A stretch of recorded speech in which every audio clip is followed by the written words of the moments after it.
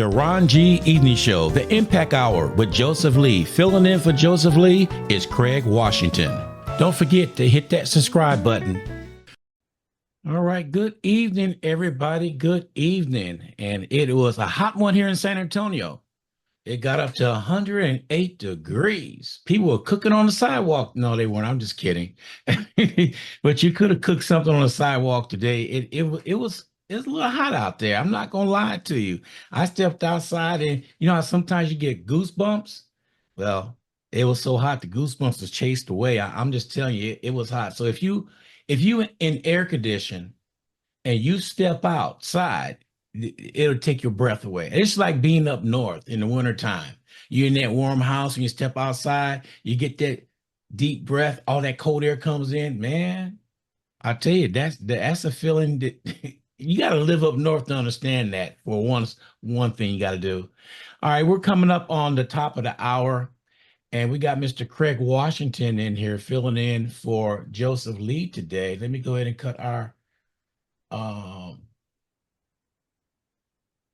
there we go. Now we can see everybody. Yes. So it is now, we're gonna start a little early. It's 59 minutes after the hour right now. And it is smoking here in San Antonio. So, you know, it's one of those things. But I appreciate Craig Washington sitting in for Joseph Lee right now. This brother right here, he's all over the place. And you know what? If you say something to Craig, he'll turn around and quote a scripture to you and sit your butt down somewhere.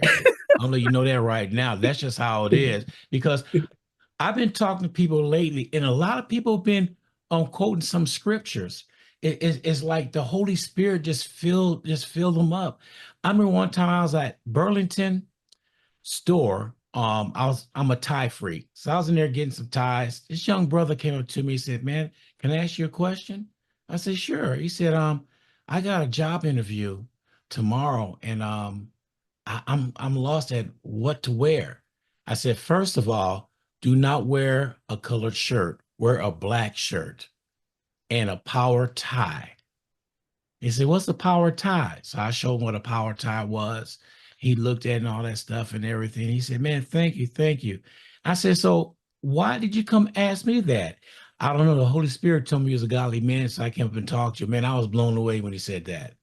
I was just blown away. I would not expecting that to come out. So, you know, the Holy Spirit will show itself among people. And you can see it all the time, no matter where you go, it's out there. So, and I know Joseph is watching, sitting back. He had texted me already. He said, "Everything's good. I made contact with Craig. Everything's good." I said, "You have nothing to worry about. We got this, brother." So how you doing this evening, Mr. Washington? I am doing well. I'm blessed. How are you, Ryan? I am doing good. Everything's been going along. I mean, I can't complain. You know, if I did, God would tell me, "What you complaining for? You woke up this morning." I said, "Yeah, Yeah, murmuring complainers of the ungodly. That's yes." what the scriptures say. Didn't I tell you you'll come out with one? That's what I'm talking about. Because sometimes you got to speak that term with everybody. So many people want to use these big words, and you look at them. I say, "Do you know what that word means?" And I was always told, if you use a big word, you better know the meaning of what that word means. Don't go around Mhm. and spewed off things in a dictionary. You sound like you a big shot and you can't even spell it. I'm just being real. Which that's a good segue what I'm going into. Families at one time, we used to sit down at the dinner table and we used to talk. That was our time to get together and sit down and talk. And I remember those days we all used to say, "Dinner ready." Everybody come upstairs, they have their seat, sit down and talk. And we just have a nice little discussion. What's going on? How was your day today? What's going on? You got your homework done? Mom, dad, they were saying, "How was your work?" and all that stuff. You know, we sat down, communicate. And as Craig was mentioning the class and what he's going to talk about today, that hit a nerve right there. Because you go to some people's house today, they don't even have a kitchen table. They expanded the living room with an extra sofa in there and got rid of the table, and everybody eat whatever they want to eat When I was growing up, one meal was cooked, and that's what you ate. Now you got the parents making three different meals because Joey don't like this and Becky don't like this and no, I'm sorry, they've been starving in my day, so I'll let you take it from there, Mr. Washington. Well, what we have going on is we've taken away. Well, again, thanks for you. First, I should say thanks. First, give Heavenly Father God just another thank you. Thank you to you, Ron, and thank you to Joe for allowing me to be able to come on to this awesome and wonderful show. But the reason I want to talk about bring back the dinner table is because we're losing a connection with our youth. We're using a connection with our children. You said we used to sit down, talk around the table. And first, I want to talk about some statistics. 20% of adolescents will experience a mental health problem in any given year. Also, 10% of children, young children from ages 5 to 6, will be diagnosed with mental health challenges. 70% of children and adolescents who experience these mental challenges have not yet had appropriate interventions at a early time. 50% of mental health disorders are established by the age of 14. 85% of kids want to improve something about themselves. 75% of girls wish they could surgically change their bodies. 1 to 4 girls and 1 to 6 boys are sexually abused by the age of 18 by someone they should have been able to love and trust. 3 to 4 million youth and adolescents will contract an STD each year. So this is why I'm saying we're missing a lot of stuff at the dinner table, because Stacy's got a cell phone at the dinner table. Dad's got a cell phone at the dinner table. Mom's got a cell phone at the dinner table. And there's no dialogue with the children to see how things are going. How's it going at school? What's going on at school? So there's becoming a disconnect because we've let technology take over our conversations. And the only way the kids know how to conversate now is majority of them through text message. If you set a group of kids down together, majority of them, even sitting next to each other, will text each other to type with each other. They won't have that dialogue and that conversation. But this is where we find out if our kids are hurting. This is where we find out if our kids are being abused. This is where we can find out how things are going at school. We can gather all this information, but we got to build those relationships. But if we're not building those relationships at the dinner table, having everybody come in, how are we expect to know what's going on with our kids in their lives? Man, you're right about the text messages because mine would text. I could take maybe one, maybe two. But if it becomes a conversation, I'm picking up the phone and calling. I say, I'm old school. We can have this conversation be over with in 5 minutes instead of half-hour text and waiting for the respond back and forth. It's a delay in that. And I'm old school. No, I'll pick up the phone and call. And they know right now. They don't even text. They just call because they know what I'm going to say. I want to hear that. And myself personally, all my kids are grown.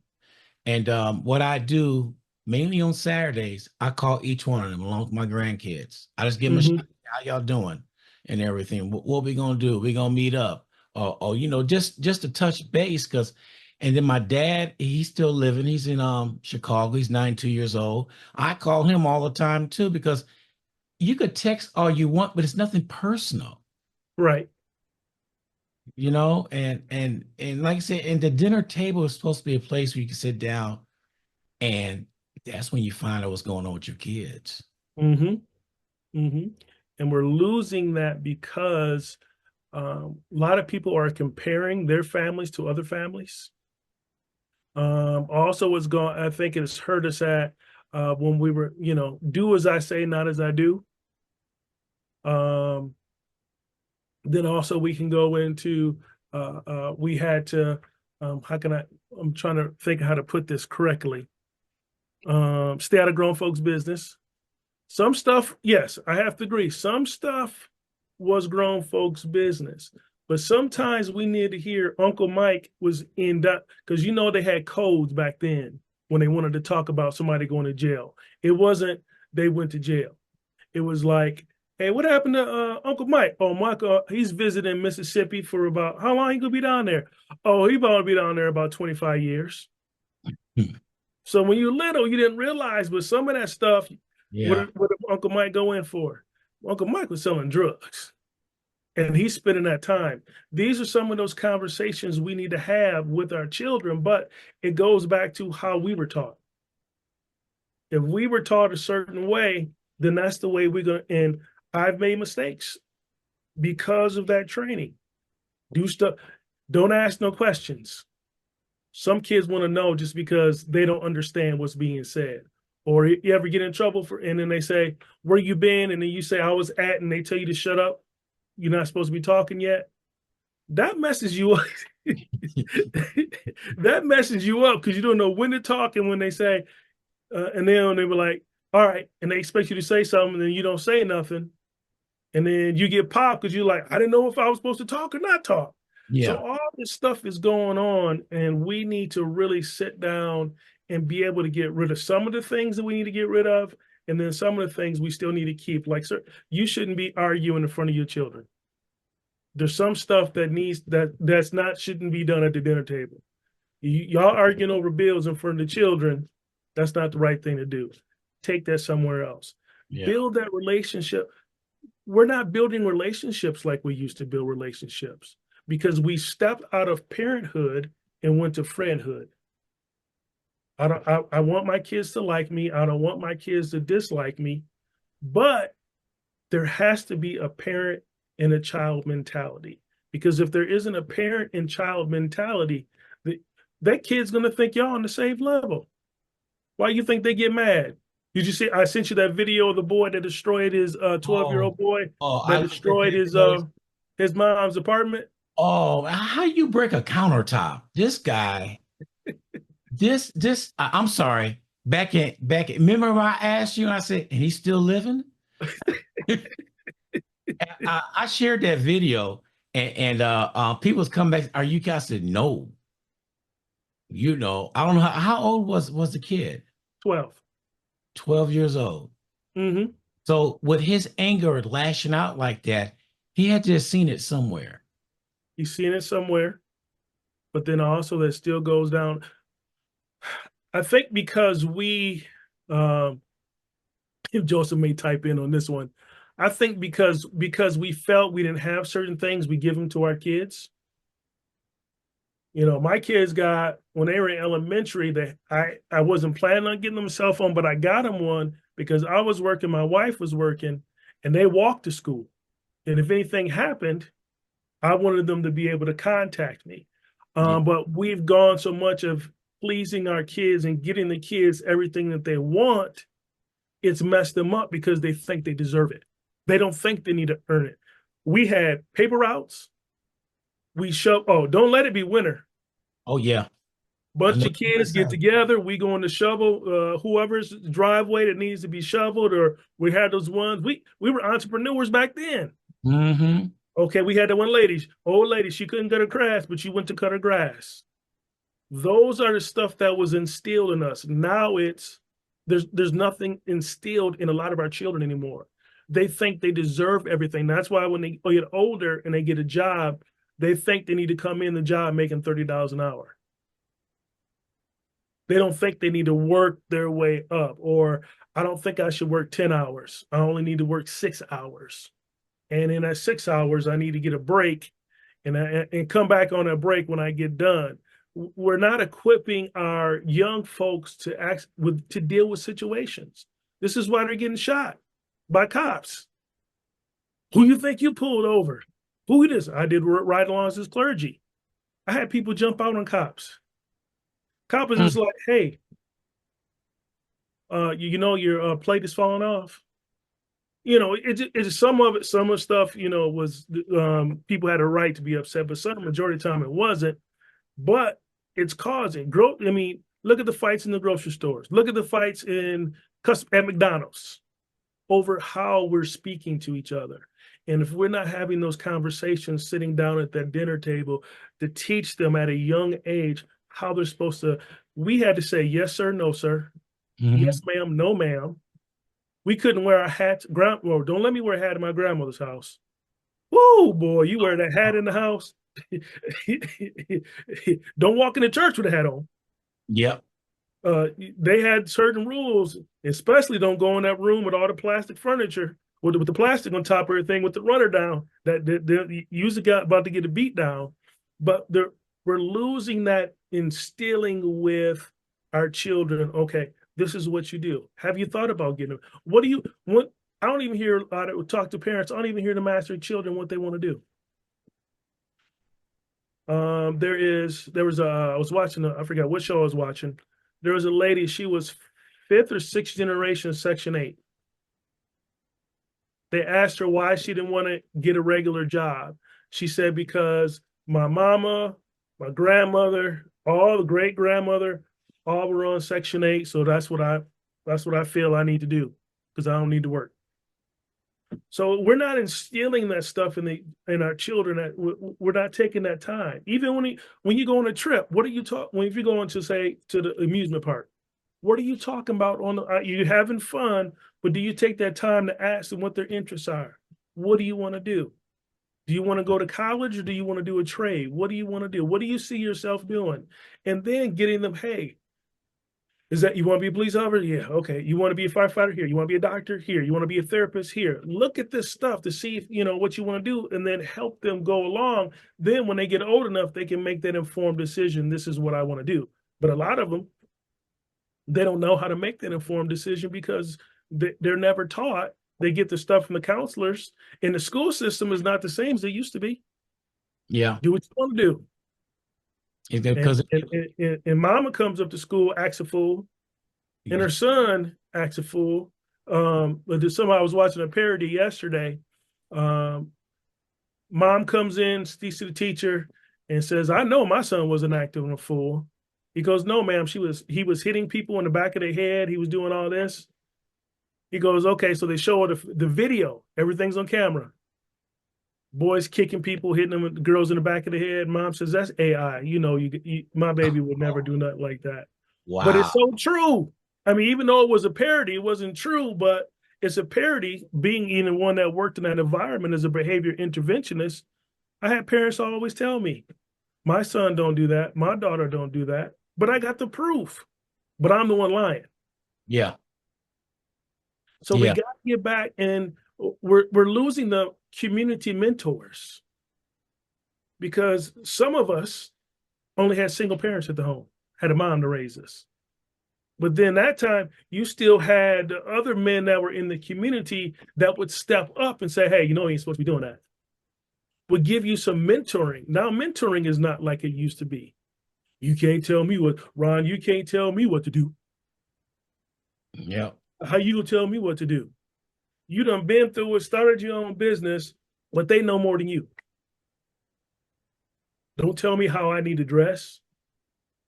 Well, I got to do all this just to be able to, hold your head up. Shake the hand when you're speaking to them. Look them in the eye. Have a good conversation. No, they want to go bleepity bleep bleep bleep bleep bleep bleep bleep bleep bleep Mhm. bleep bleep bleep. And when I was growing up, if you did all that, they would say you ain't got nothing to say. Smart. You don't have the right words to say. So you Yeah. fill in the words that you don't know how to say with those cuss words. So you just hit on something talking about mentors and stuff.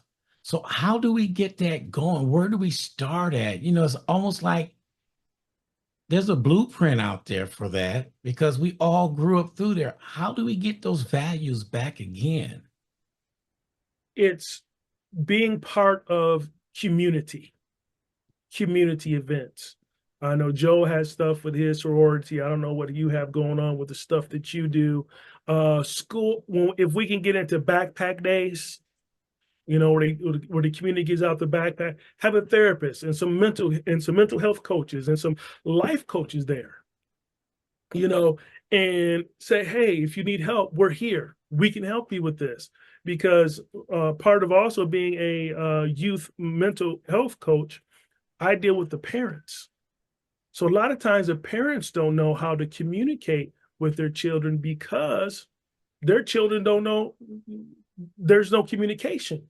Because another thing is when a child feels abandonment and abuse led children seek to acceptance from anyone, or a child can become a chameleon. A child can have problems at home, but they go to school and they whoever they mix with, that's who they act like, because they're masking all the stuff they're dealing with at home. So I'm gonna go with I want to be part of the popular kids. I want to be a jock. I want to be this. I want to be that. So they go in and they're able to mix in, but they're still hurting and in pain. But the parents don't know how to communicate. But we again need to, as mentors and coaches, need to start getting involved in those community things where, like I said, the park. If you even have your music, why can't we have one at the concert? The music concert in the bar. Hey, I'm gonna pass out some flyers. I'm just gonna let you know if you need help, this is here. And then we have to filter. And another thing, I don't like to say this, but us as the Black community, afraid to let somebody know we need help. The other ones, they'll send them off. Hey, dude, this person need help, but ours is when we're hurting. So because we're afraid to say, hey, I need help, because we don't want to be looked at as a bad parent. So we got to come together, and like these radio shows, we got to let people know these things are out there. Yeah. Guided Grace Christian Services, that's what I do. I look at the crossroads. A lot of these people are at crossroads in their life, and they don't know what to do. And this is why they're committing suicide. They're looking at TikTok and all the rest of that, and they're looking at it, and they're getting their ideas from a TikToker influencer. This is what their idea of success is, being a TikTok influencer. Pretty soon, if I pay attention to what's going on with that, pretty soon everybody's doing the same thing. Copy, copy, copy, copy, copy. And that's what they want to do. And then when it isn't going well for them, this is where they feel depressed. This is where they feel alone. This is where they go into their caves. But if we're not talking to our kids at the dinner table, this is how majority of stuff is passing through us. Now, there's some kids that can hide stuff very well. They can hide it very well. But as a parent, you knew when your kid was doing wrong. Yeah. There is no way in my house I could have locked my bedroom door.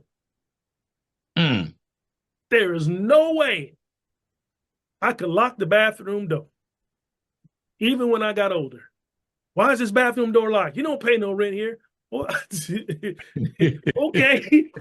All right. They just may need to go to come in the bathroom just to go in the bathroom. But all that stuff is so key today, of having that lack of communication or that lack of talk at the dinner table.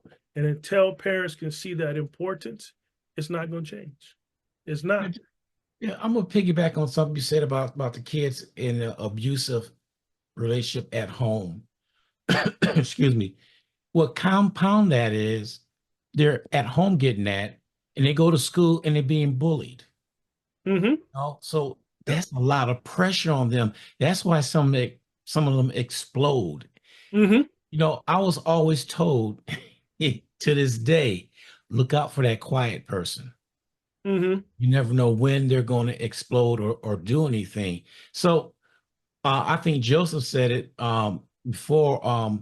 The old saying in the Black homes, what happens in this house, stay in this house. And that's not all good, because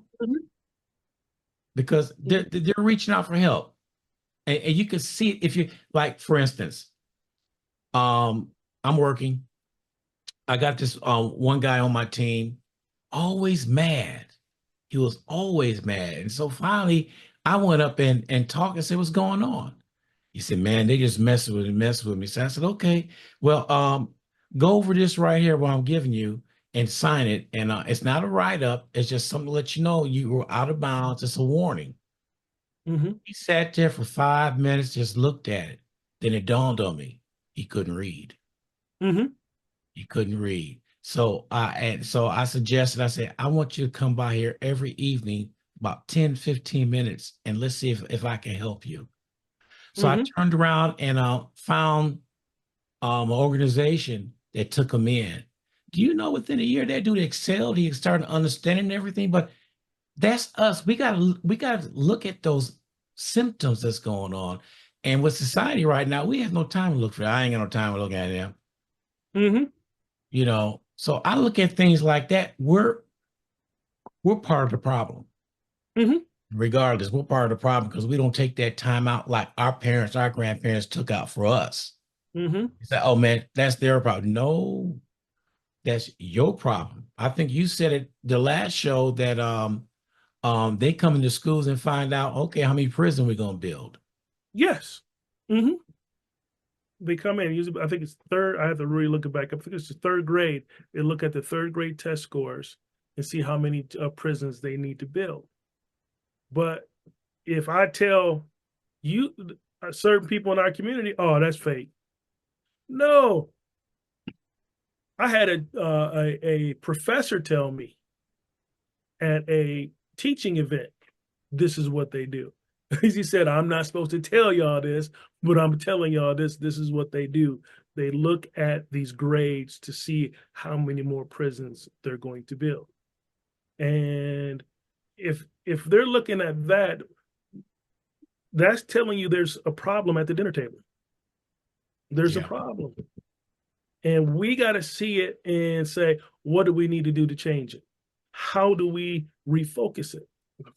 I made, like I said before earlier, I made mistakes with my children because that's how I thought it should be, because that's how I was raised. So now as I get older and been longer in ministry, God has been revealing some things and showing me some things. And we got to, start taking things in perspective because in Ephesians 6, 1 and 1, it says, children, obey your parents because you belong to the Lord. So you got to obey your parents, honor your father and mother. This is the first commandment, what they promised. If you honor your father and your mother, things will go well from you and you will have a longer life. And as you begin to read those scriptures, I don't know how many people that school students had that have lost their life because they didn't want to listen to their parents. Mm. There's a story of when I used to go to a church when I was in, so I think I was 21. They had a youth group, and one of the youth went out with another set of friends that came to pick him up. The youth group told him, no, don't go, don't go, don't go, don't go, don't go. He went. His boy said, pull up to this house. Got to the house. He was just the driver. He didn't know what was going on. The two of his friends got back in the car. They drove off. I think like a half an hour later, they get surrounded. They're driving. They get surrounded by police cars. Come to find out, his two friends went into the house, killed a family, got back in the car, and just told him to drive. He was 17 at the time. Mm. Knew nothing about it. Nothing about it. He had good parents. His parents was doing the things they needed to do, but he got around the wrong people. Yeah. And he ended up, they wanted to make an example out of him, black kid, want to make an example out of him. Life in prison at the Man. age of 17. Even though the other people said he knew nothing about it. They said, nope, we're still charging him as an accessory. Man. So, we got to listen to our parents, but then also one scripture that I don't like to talk about too much, it says, fathers, do not provoke your children to anger by the way you treat them. Understand there's going to be some discipline sometimes, but sometimes when our anger gets to us as parents, we take it overboard. Yeah. And we hold them accountable because we hold them on some high standards. A lot of the stuff we do is we hold to unrealistic academic standards. You got to know who you are. We didn't have. There's some kids I know that got dyslexia. They reverse numbers all the time.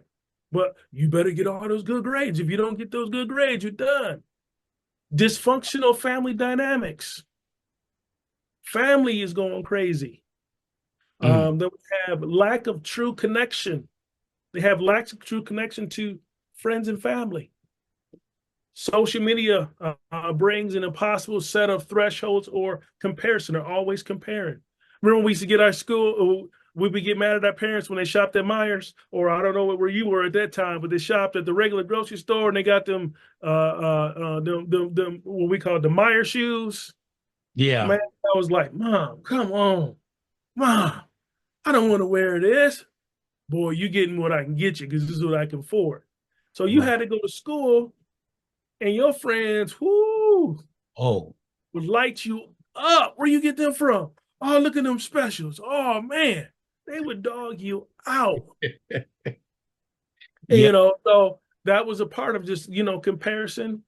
And they have negative social influences. They don't do what you can. They have also poor sleeping and eating habits. There's kids that I have kids in my program that I do. Some of them are homeless. Mm. Hardly eat. Hardly eat.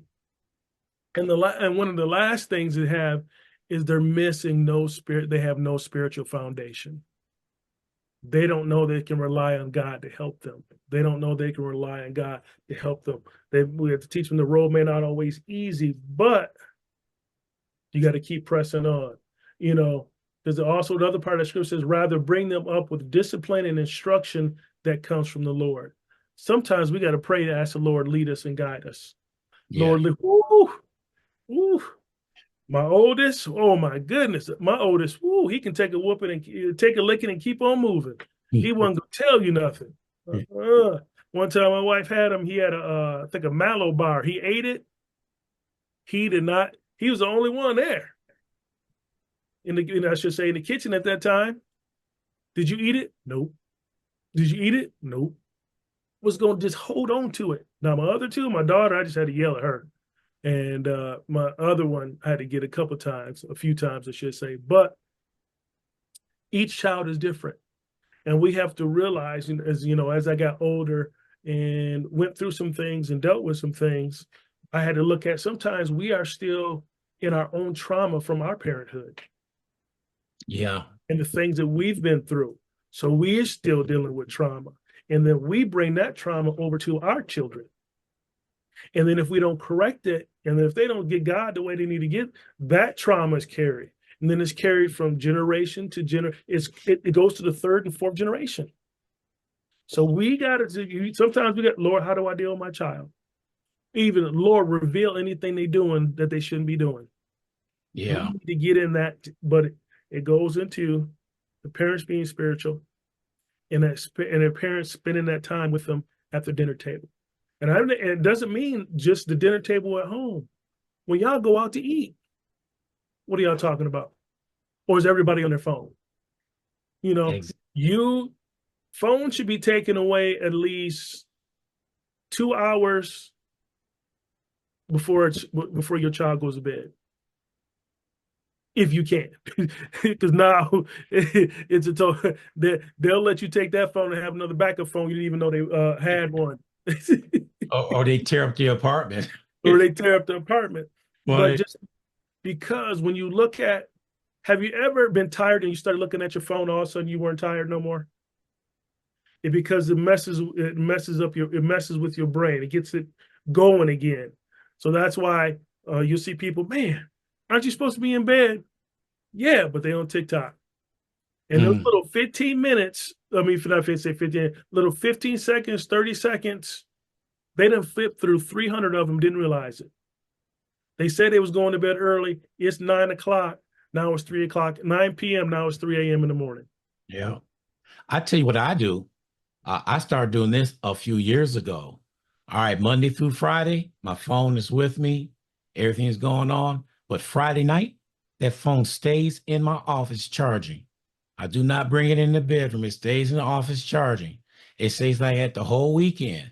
I mean, I'll get up the next day and do it, but I'm learning how to stay away from that because, this farmer told me this one thing this one time. I ran out of gas. He came, Mm-hmm. gave me some gas. He said, I'm gonna give you a little bit of advice right here. I said, what's that? What's your hurry? It's gonna be there tomorrow. Right. So you got to look at things like, say, I'm learning how to leave this phone alone on the weekend. Hmm. Sometimes I won't even pick it up on Saturday. I just leave it there, Hmm. leave it in the office. You know, a text message come in, I may go peek at it, but 9 times out of 10, I said, it could wait Hmm. Monday morning because I'm not doing nothing. I said, I'm done. So Hmm.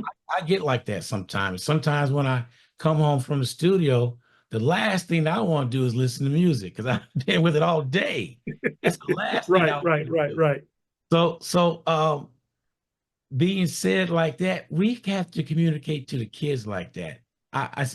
Don't bribe them. You leave your phone for 5 minutes, I'll give you $5. Put that phone down, boy, and go out there and cut that yard. And that's another point right there. If Hmm. you send them outside to go play, that's the worst punishment they can have.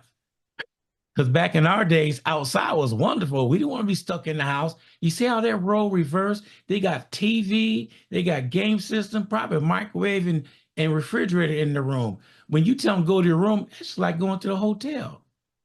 We had, I had the ColecoVision. We had a Sega. I had the Sony PlayStation. You can thank Joseph Lee for that one. Got me hooked on Tomb Raider, so I had to get it. But we ain't gonna say his name out loud. But even when we had game systems, we knew if we stayed in that house too long, we was gonna have to help mop the floor. We was gonna have to help fold clothes. We was gonna have to help do something cleaning around the house.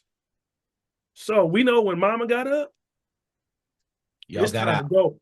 Because if you didn't go outside, you was gonna be doing some work inside. And Hmm. you know, friends, hey, can Craig come out? No, he got chores right now.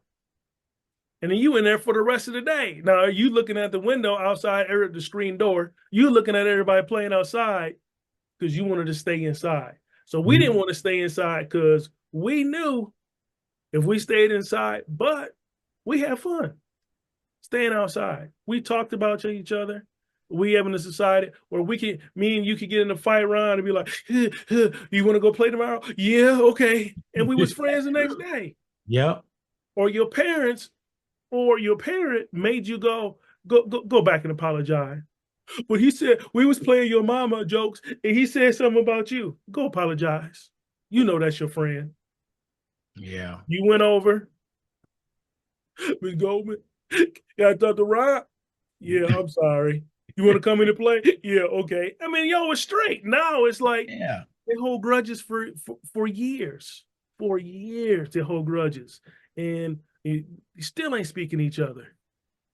Don't And go to then class reunion. There might be a fight. I went to one. I'm glad you said that.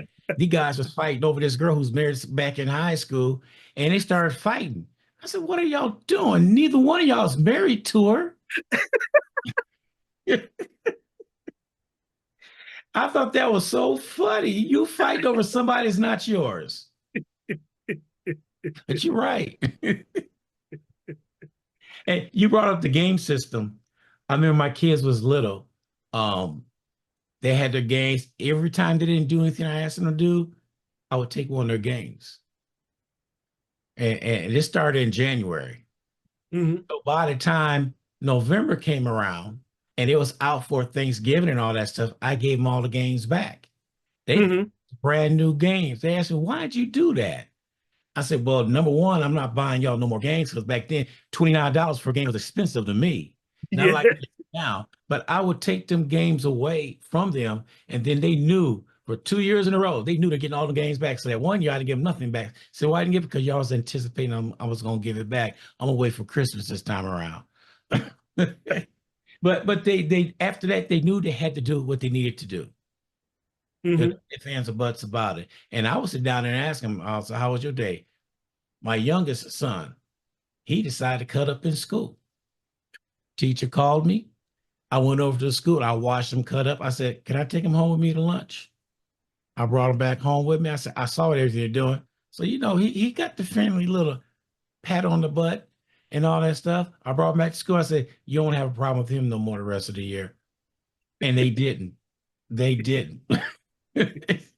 So, parents got to show that tough love, and they're afraid to do that because, like you said, oh man, he's gonna get mad. Who's running this house? Hmm. Oh, boy, but I tell you, back in the days, we could do things right now that's against the law right now. Kids would go Right? to we went to school with wet marks on us. And people would laugh as, oh, you got a whooping, didn't you? You do that nowadays, they knock on your door, taking you to jail. I got caught acting a fool in the classroom. I was goofing off, and you know how certain kids know parents. I was Yeah. goofing off in class. All of a sudden, the classroom went quiet. I like my mama at the door, ain't she? What? Door open. I got wore out in front of everybody. Everybody. No police came to the door. Probably wouldn't matter anyway because my mom knew everybody anyway. My family knew everybody anyway. I had a school. I had two aunts. I had an aunt that was a school teacher, cousin that was a school teacher. And then I had other people that knew me that grew up with me, went to school with my mom, so I couldn't do nothing wrong. I got snitched on sooner or later, and then got in trouble. But we still had that fear. But I Yeah. was bad. I came in. I was bad. I was in sixth grade with a behavior plan, so I can't say too much. Yeah. But you, like you said, it's different nowadays. Yeah. You know, I don't understand even though I was raised and then I was a single parent with my boys right here, but the values I instilled in them, they use on their kids. Hmm. Came and told me, you know what? My dad said this. I thought that was crazy. I said, where do you think he got it from? You know, where do you think he got it from? So now he's out and about, good job and everything, and he's gonna be getting married. And I can't wait for them to have kids. So them kids try to pull the same thing on them that they try to pull on us. Oh, They gonna that's the same thing our parents tell us. yeah. We'll get one to act just like you. Now you gonna know how it was. Yeah, boy. That's what they always say. They always said that. And being a grandparent, hey, I spoil them and send them back home. You right there. I spoil them and send them right back. I ain't got it. Whew, they get too much. I might call them. Y'all need to hurry up from dinner. Come on. Mhm. Yeah, you come get them. I called. I said, only here for 5 minutes, but I know you're always almost home. You turn around, and come back. You know, and then the grandkids look at you. I can't believe Grandpa dying me out. But I do know that in some Black communities all over the United States, they still have that kitchen table. They still sit Hmm. down and talk. What we're missing now is that village. Hmm.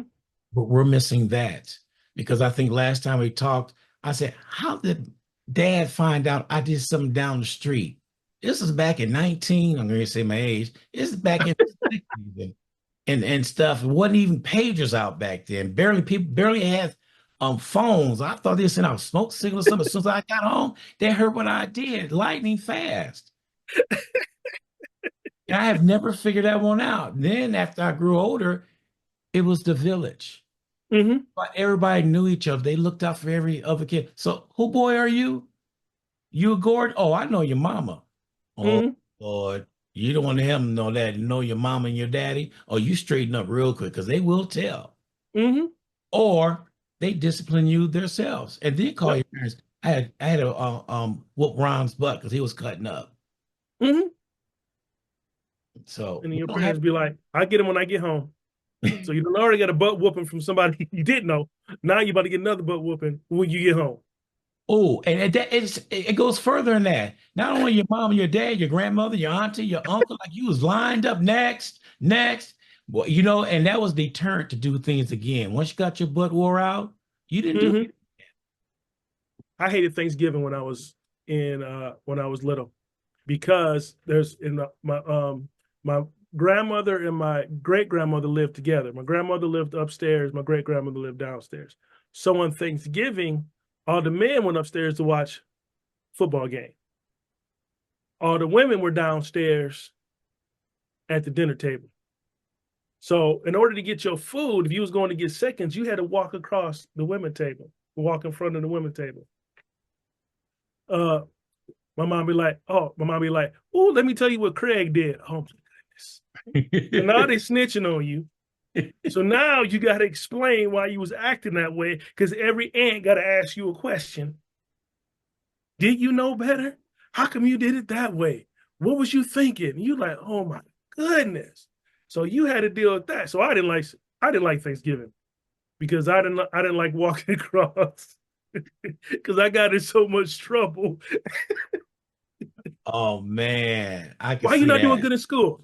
Oh, how come you got 3 deficiencies? Oh, so they were Yeah, on me all the time. But because of that, you can say, look at where I am now. yeah.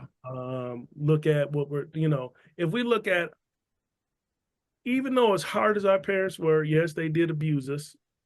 Extension cords, racetracks, what pots and pans, whatever was in their hands. Even though Hmm. they did get on us about certain things, they still were trying to instill or instilling stuff in us to make us where we grew up. Because I can look at a lot of my friends today, the ones that our parents we thought were so strict, to the parents that were really loose with their children, how they ended up. So I Yeah. know some that I had to be in at 8 o'clock on a school day. I had friends who could be out till 10, 11 o'clock at night doing whatever they wanted to do. But the majority of that group in jail. Yeah. Did y'all have that street light curfew? Oh, yeah, it's you know how many times we almost got run over by cars? Because you be at somebody's house and all of a sudden you hear that click and you on somebody's porch. We Hmm. broke out like roaches. I didn't almost got killed a couple of times, but we had to get on that porch. When that street light hit full, it was on that porch. Yeah, but we got in some trouble. Or we'll be at a friend one time. We was at a friend's house. We was like 6 of us in the house, and we was in the house and we forgot what time it was. So when we all walked out, the street lights was fully on. Oh, Talking about some kids in panic mode, just sweating. I mean, sweating because I already knew it was going to get home. I got home. My mom be like, "Oh, I knew where you was. You was at such and such house." I called to check to see if you was there, oh. but it was yeah. Those were terrifying times when them street lights came on and you weren't where you were supposed to be. Or you try to sneak in the backyard. Say, I've been in the backyard all this time. No, you haven't. Yeah. I couldn't. Our back door was locked, so you had to come through that front door. Mm, You had to come through that front door. Just like if it was just like when you had to sleep. My bed happened to be where the TV was downstairs because upstairs it happened. A fire happened upstairs. I was watching TV. Woo boy, got in trouble because that's when the TV you heard the Star Spangled Banner. That's how you knew it was 11 o'clock. Everything was going yeah. on, and I got caught busted watching TV. Got my Yeah. butt wore out, boy. Oh goodness. I think we need to have a trauma on butt whooping On butt and whooping. trauma, yeah, in a trauma a counseling session on going to get switches. Oh, Joe coming in. Oh, we talking about whoopings. Joe coming in.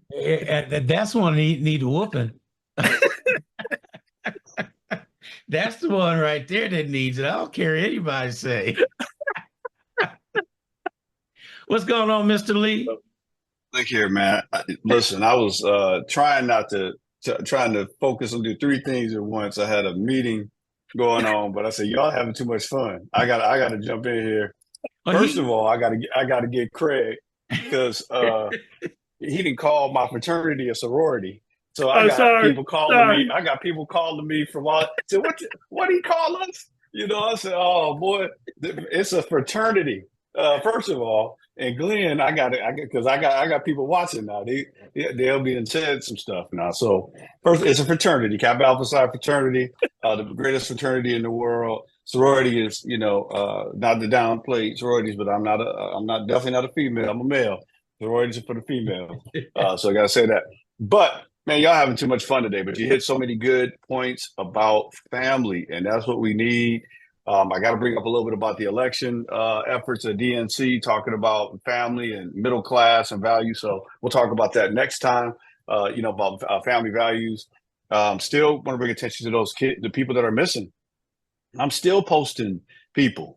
Yeah. Now the pictures are showing up with 2 and 3 people that are missing. No, so we got to pay attention to the families, and that needs to be that one of those conversations at the dinner table. I know we talk about it with Sydney, obviously over here in Japan. We don't have as much of an issue, but I saw one on Facebook from Michigan, all over the place. Georgia, we're gonna talk about this. I'm gonna bring it up maybe one of the shows. I don't know if people remember the Atlanta child murders back in the late, I think it was like late 80s or maybe early 80s. And there's a lot of kids missing in Georgia again. And it was the Georgia Bureau of Investigations suppressed that, but it was the Klan that was involved with that. So pay attention. Hopefully that's not happening again. But we got to watch and protect our kids, our families. That village needs to be strong. And I don't know what people saw watching the DNC, but yes, I was watching over here in Japan. And look, we're energized, but we got a new black job, which is to be the president and to vote. So got to vote. That's the main thing. So Mr. Barack Obama and Miss Michelle Obama, she laid it out there and sent a message to Trump what that black job was that Kamala is going for, what position he's trying to get, which is a black job, right? But our job is to get out there and vote. So we got to, take that energy, not get excited just about the DNC convention, but to get out there and make a change, because it's serious. We got to get out here and push things in the way we need to for positive and effective change for everybody, middle class, and people trying to get to the middle class. And education is key. Respect is key. Y'all bringing up back so many memories. I couldn't even focus on what I was doing over here. I hope I didn't mess up the other meeting because y'all had me laughing, man. So, but very good. So I know, mom if she's watching the show, I still when I'm in Michigan, Grand Rapids, I cut my music down going past Baxter, because that's what we had to do. We just had that respect for each other. I still have people reaching out to me, my Miss James, Auntie Ellen, reaching out to me, checking on me all the way from Grand Rapids, Michigan, and has been watching me since I was a kid, since I was a little one. So, we got to have that, and the other thing is, you just couldn't grow up and just be anybody. You wanted to be respectful. You wanted to make them proud of who you were. Where is that now? These kids half the time don't speak to you, don't look you in the eye, like you said. You wanted to be something. Kids would tell you, be somebody. They would tell you, and they would sacrifice for you to be somebody and hold you accountable. A lot of these kids, when they graduate from high school, they don't have the joy of graduation where everybody in the neighborhood comes and brings them money and all that. I was like, well, I got to graduate again. That might be why I got so many degrees, man. I was like, man, I get money every time I graduate. People bring me money and gifts and encouragement and all that type of stuff. And of course, that makes you want to give back to that community. So a lot of times I do presentations and things of that nature. I don't charge anything. Why? Because the community invested in me, right? So I've got to give back and invest into the community. And one of the ways I do that is on this phenomenal show with Ron, who has sacrificed. People don't understand. This show costs money. Ron is not a multimillionaire yet. So I don't know. Maybe you are, Ron. I don't know. Maybe you sneak in and not telling me everything. But from what I understand, this man is sacrificing, getting information out, getting people out to vote. Talk about hope you can talk about the Texas voting efforts a little bit on the show. But JK Services, the Impact Collaboration, got a lot of things out here. A lot of people that are listening need to understand that, hey, we're not just walking it, talking it, we walking it. We business owners, international, and doing our thing, right? So, and we care about the community. So, hey, let's talk about it. Let's talk about what's going on, and I love this format because of it, and love being able to bring Craig on. And I didn't want to take over everything, but I had to jump in here, man. Y'all was having too much fun, so I'm gonna fall back. Let you continue on, man. No. Let me tell you what happened. I'm gonna tell you that's probably why I chimed in, because Craig did say, Joseph gonna have something to say about this. You better believe it. You better. I couldn't say it at the time, but I had to just said, if I could just get off this meeting, I'm gonna go ahead and get in here. So and my phone is the ringer's off, and I looked at it. You know, he Joseph texted me 7 times. I have. I looked I at it while did. you talking. I said, I was multitasking. I can I text do it? Can Craig I get too. it? You text me one time. Yeah, you start. Yeah, but you know what, man? It's true. I'm gonna tell you. I just had a kid, believe it or not, attack his mom that I know, and that's unheard of back in. I mean, you know, causing injury. And then the crazy part is the mom is trying to figure out how she can help get him out of jail. So you better leave him in there. You better leave him right. I know that's your baby. I know that's your baby, but maybe he need to, you know, that's what, you know, he's trying for. I don't believe in us going to jail, but some of us gonna have to go. Mm-hmm. When you attack your family, when you attack your mother, uh, listen, and I don't know who I'm talking to out there. If your child is one of those childs that they have raised their hand to you, they've caused injury, there's a 10 by 5 waiting on them that they need to spend some time in. Because obviously being free ain't working out for them. So they need to try that inside themselves, and they will appreciate you a little bit more when they come up for parole. Because it's no place from that. You know, we have to protect our mothers, our women out here. Something, you know, if you can attack your mother, there's really no place for you in society. I'll be perfectly honest with you with that. And I'm coming from a therapist. If you attack your mother, there's no place for you in society. You belong in prison. Now, mental illness wise, you need to get help, right? But if you attack your mom, you got to go. So what happened to that program back in the 80s and 90s called Scared Straight when they brought these hardcore Well, to the jail? I'm glad you brought that up. I'm glad you brought that up. Scared Straight started failing. You know why?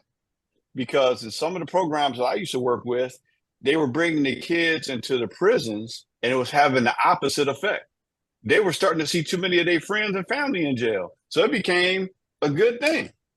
Mm. And then thanks to a lot of the rap culture, let me make sure I say this correctly, not the genuine components of hip hop, but rap. Rap culture, you almost have to get a prison sentence before you can start your rap career. So they were looking at that like, let me go ahead and commit this crime so I can come out and act like I'm hard and you know, I got my credibility because I did a bid somewhere.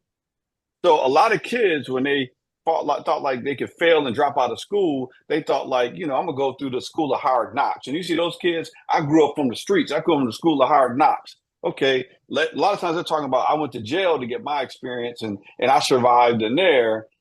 So it ain't no problem. You hear thugs all the time talking about, ain't no problem for me to go to jail. I'll go to jail. You know, what he's saying is, I can't function in society, so I need that structure to get myself back together. And then they let me back out. I mess up and I go back. So I've now made being unruly a lifestyle, which is nothing for us. That's that cancer in our society, in the communities, in you know, in the states where we got to deal with. It used to be, as Craig said back in the day, I think he talked about it. You used to be embarrassed if you went to jail. Mm-hmm. That used to be something that, you know, you didn't want to talk about too much. Somehow it became, you know, kind of like a badge of respect or something like that. And that is unfortunate because obviously there's a lot of opportunities you will not have if you go into a jail cell ever. You know what I'm saying? Like, you know, unless you're the president, Trump, I guess you can still get jobs. I don't know if you get felonies, but most people can't get a job. You can't even come over to where I'm at right now. If you get a felony, you can't come to Japan. It's not an option. It's not an option. Okay, that's how the streets are clear here.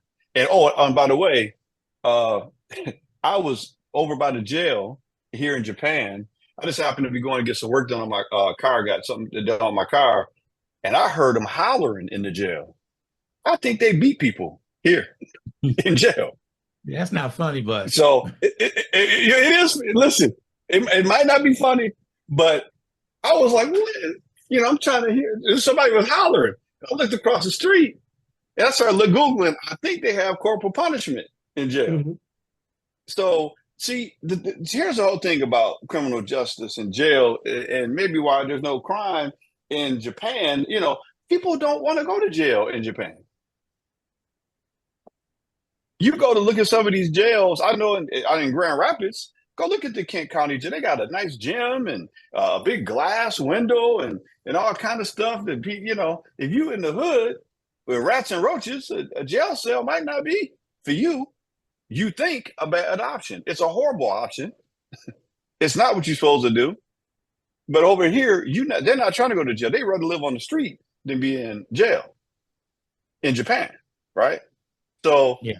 we gotta look at how we do things a little bit differently. Maybe jail shouldn't be so attractive, but that Scared Straight program, it wasn't working. It was counterproductive because what actually became productive is when they take the kids to sentencing. Mm-hmm. See, when they thought that it was funny when they did the crime and thought they were just gonna be let go, and they hit them with that 15 to 20 years, and you see that mama start screaming, and that grandma pass out. That's when it's not funny. That's when you say, "Oh, okay, this is the consequence," and they getting dragged to the back, and nobody can come help them. See, that's when it sticks a little bit more. But it's a sad situation, man. I'd say today it's really modern day slavery. That's really what it is with prison. And if you go to Angola prison, we've talked about it on the show. Angola prison it was a plantation. That's where the slaves used to come from. They worked in Louisiana. They came from Angola in Africa and worked that plantation, and it's still a plantation to this day. Only thing is the pictures are in color, not in black and white. That's it. Wow. But if you get life at Angola, you're gonna do life. I think that's where they made that movie off of is Life with what's his name, with Martin Lawrence and Eddie Murphy. Yeah, I think it's loosely based. It could be loosely based on that prison down there because that's what's going on. But we got to keep our kids, give them something to look at. We got business owners, we got counseling folk, we got life coaches, we got everything we need. We got to replace that mentorship that we used to have. In Grand Rapids, we had people like Mr. Clinkscales. We had teachers like Larry Johnston that you better not go to sleep in this class, or you're going to have a book coming up under that desk and make you, sit up and be looking crazy. And don't think I didn't use that when I became a college professor. I smacked the table in a second. I can't believe you did that. Why not? I learned from one of the best. How to keep you. I almost fell asleep in Mr. Johnson's class, and I remember that day. I almost fell asleep, and he was coming with that book, and I was like, you almost got me, but you didn't, But I learned a lot, man, and these people care. Mr. Brown, my algebra teacher, I was praying I was going to make it through his class, and he was probably praying I was going to make it through his class too, because I had to graduate. But listen, we had teachers that cared. They knew our families. And we did not want to embarrass our families, right? By acting a fool, and you would get beat. I think I had to join Craig. I had my mom pop up on me once, twice. You always scared, man. At school, you just didn't know. We had crazy parents, man. And my grandmother was a teacher. Grandfather was a supervisor of the Department of Social Service, and at one point, my mother worked at the police department. I couldn't do nothing. I couldn't do a thing, but that's how we came up. And everybody in the community was watching us. You know what I'm saying? So we got to get back to that. And it was all in love. And everybody had the right to beat you too. Everybody in the neighborhood. That's right. That was and we had too many trees in our neighborhood in Auburn Hills. So it was too many trees and bushes. So you had those are weapons. You wouldn't go, you were ways back in the 70s and 80s. When you would think about where you do stupid stuff, you got to be away from the trees and the bushes because that was a problem. I had a weeping willow tree in my backyard, so you think about that. Ooh, yeah. So that wasn't fun. That wasn't fun at all. But anyway, so with that being said, I had to put my 2 cents in. Great job, everybody. Love the show today, and we got some stuff to talk about, man. with this election and that DNC convention. It was definitely some one-liners, boy. It was definitely some singers. The black job, the president, the Trump is applying for a black job. Well, that one I'm sticking with. That we got to get these T-shirts made. Call Glenn. Get the T-shirts. You know what I'm saying? One of the quotes on there that Obama used was, he's worried about his crowd size, and you see how his hands went like this. So I don't know if he's saying something else, but he said that everybody just broke out laughing, and I don't know. It's gonna be. Listen, I ain't gonna go there with that. I'm not gonna say anything with that. I'll let people infer what you want with that. But what I will say is, it definitely was entertaining. What a moment when Jesse Jackson went across that stage. Yes. If you didn't feel that, it's something wrong with you. If you were old enough to remember when Jesse Jackson ran for president and had the saying "Keep hope alive," and Yep. And you can understand the moment that the fact that Jesse Jackson was there with King.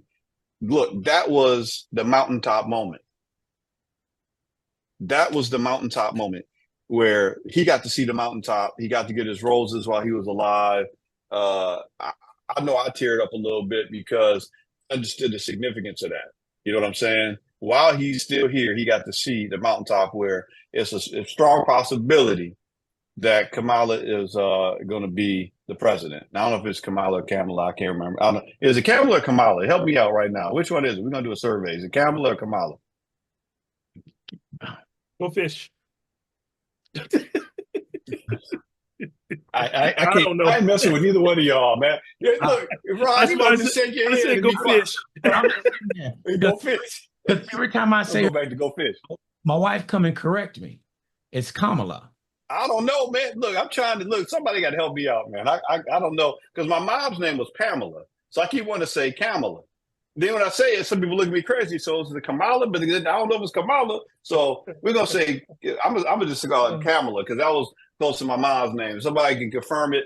Maybe she can come on TV and say, how do you pronounce your name, Mr. President, the future president? Because I don't like not knowing how to say your name correctly, and I don't want to sound like the Orange Wonder. Sound like this dude. You know what I'm saying? So, Joseph, I'll tell you what your homework going to be for next week. It's no, that's a hard assignment. I can't, because nobody knows, man. Can you call her? You on the Texas voting? That's your homework assignment. Don't be giving me your homework assignment. That's your homework assignment. I already took mine. What's your homework assignment? To keep y'all on y'all toes. No, man. No, we good. No, we good. We got to figure out. Hey, any of the listeners out there, somebody let us know so we won't be sounding crazy out here. Is it Kamala or Kamala? And it's got to be Kamala, because I can't even say Kamala. I don't know, man. So whichever it is, that's going to be the next president, I think. Say again. Kamala. What do you say? It's the Kamala sign. Now you're gonna give me another option. See, you ain't helping me, man. You're not helping me, Ron. Now it's 3 options. Yeah. Now it's Kamala. I go for Kamala. A 4 if you want me to. It's spelled with a K or a C. No, man. No, I'm good. I was good with 2. I don't know which one to 2. Now you give me 3. We go in the wrong direction. We're gonna be the only country in the world that the president's name is pronounced 4 different ways. Messing around. We're gonna be, who is it? Kamala? People gonna, ain't nobody gonna. Somebody need to answer this question. I can put it out there right now. So. It's real easy. President Harris. That's what I'm gonna stick with. Okay. That's what I'm gonna stick with. From here on out, we're just gonna say President Harris, until we hear from her. Because well, I already know where that's gonna go. Yeah. All right, brothers. Hey, I got a jet. Yeah, we can get out of here too. So Craig, thank you for filling in for. Yeah. Sorry for the mess up. I didn't even realize I did it to the frat brothers. I'm sorry. Oh, well, don't worry. I had people in my ear almost immediately saying, "What did Craig say?" I said, "I don't know." Oh, he said sorority. Lord, let me I gotta trying to correct give. that real I'm gonna quick. make an excuse. I was trying to give a list to everybody, and I just couldn't get everybody down at one time. So That's right, right. There we go. That's it. It's all good. It's all good in the hood and worldwide. Right. All right, y'all take care. Sayonara. All right. Talk to y'all Well, later. I'm gonna do the best I can. All I'm gonna right. do the best I can. All right. All right. All right, All right. Bye. Bye. Thank you for tuning into WSAN Radio. Make sure you hit that subscribe button and follow us on YouTube. Peace and chicken grease. I'm out.